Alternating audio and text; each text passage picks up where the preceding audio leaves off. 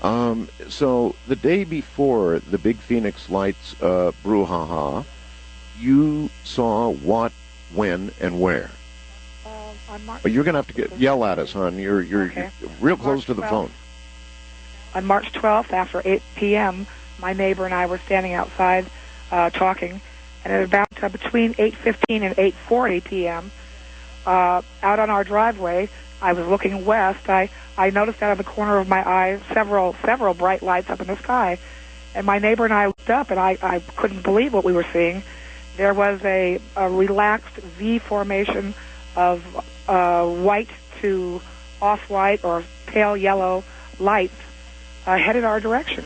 And we both couldn't move, gazing up and discussing between each other what we were seeing and agreeing what we were seeing.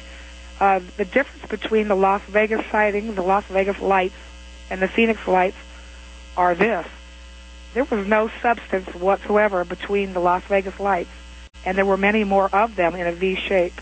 We could see the night stars and the sky through the formation. They kept in cadence in a relaxed V shape and continued directly overhead. How many lights? I would say well over a dozen. A dozen? Well over a dozen. And they kept a formation of a V.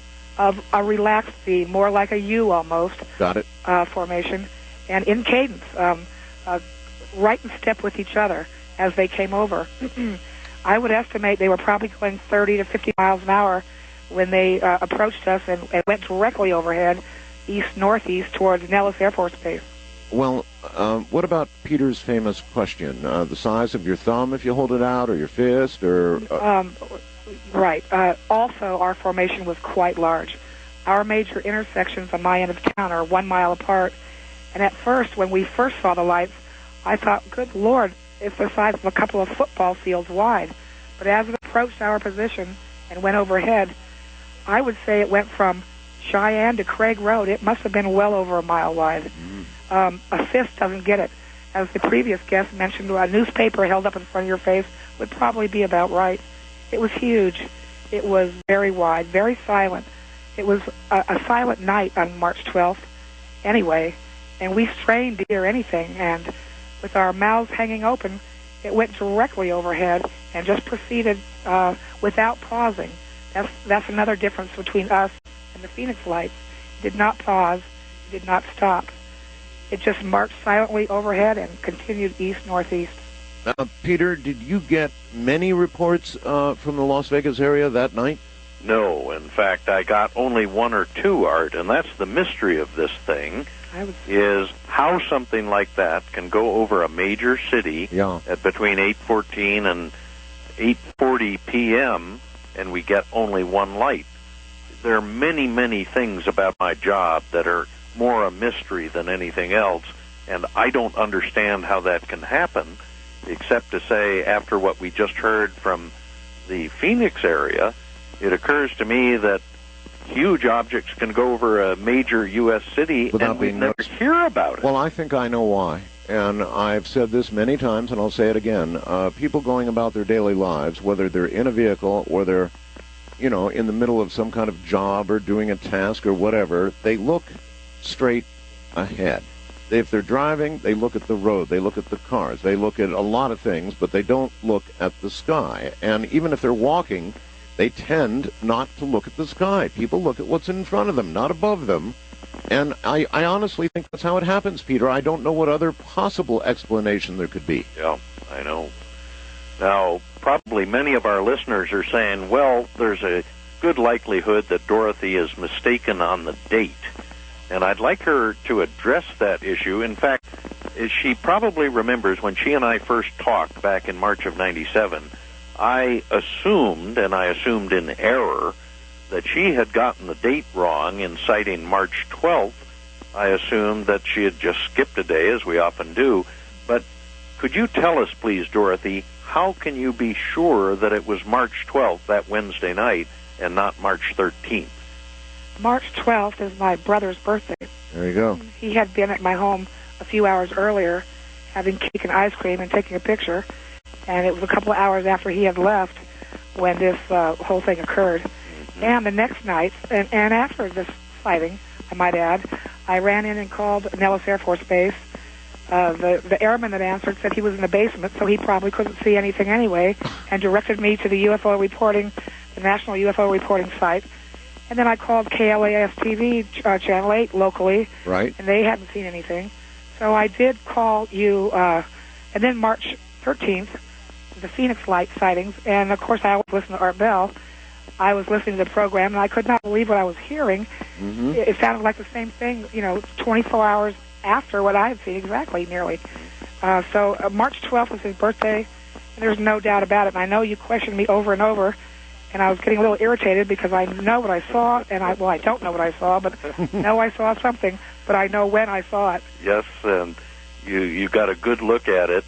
And the objects you saw in that huge formation, Dorothy, were they self-luminous, or is there any possibility that they might have been, for example, migratory birds in a wedge-shaped formation? Oh, that's hilarious. Peter, no. I don't know if they were luminescent, because that's light emission without heat. They were more almost, maybe they were bioluminescent for all I know, but they were rather lustrous or brilliant, like bright pearls.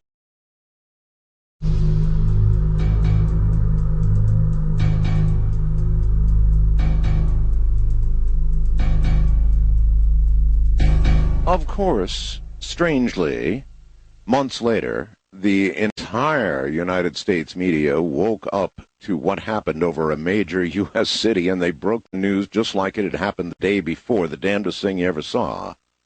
From my perspective, having covered it, and then having been astounded at nothing happening, just complained bitterly on the air about it, and then 3 months later, just like somebody threw a switch, and damnedest thing.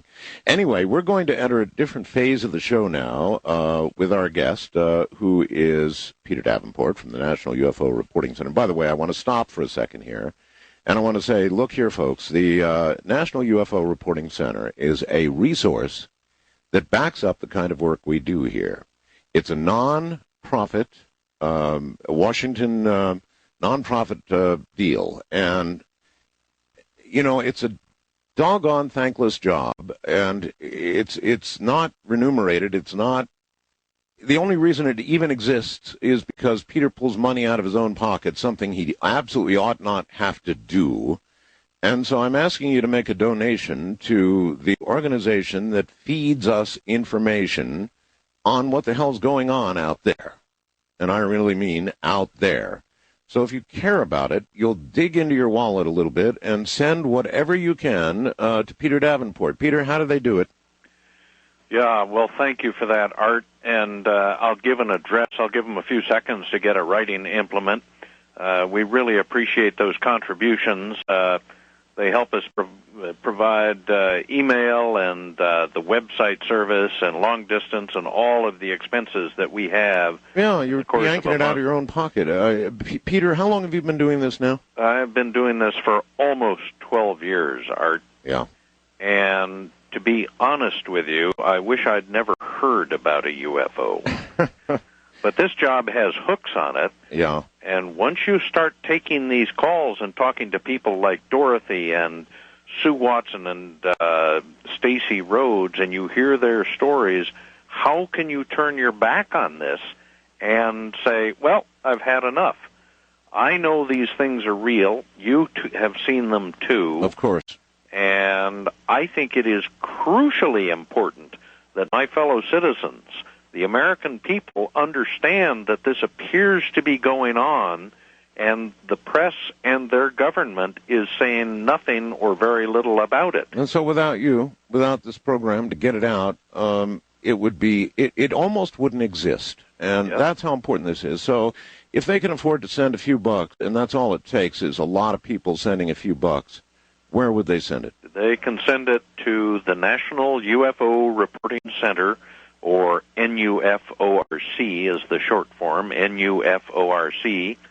The second line is P.O. Box 45623. That's P.O. Box 45623. The third line is University Station. That's a post office here in the Seattle area. Mm-hmm. University Station, and that's Seattle, Washington. Our zip code is 98145. Seattle, Washington, 98145. Any contributions go directly into our reporting center checking account. It covers our email expenses, long distance, all of the expenses we have to bring this precious information to the Coast audience and to other audiences as well. All right.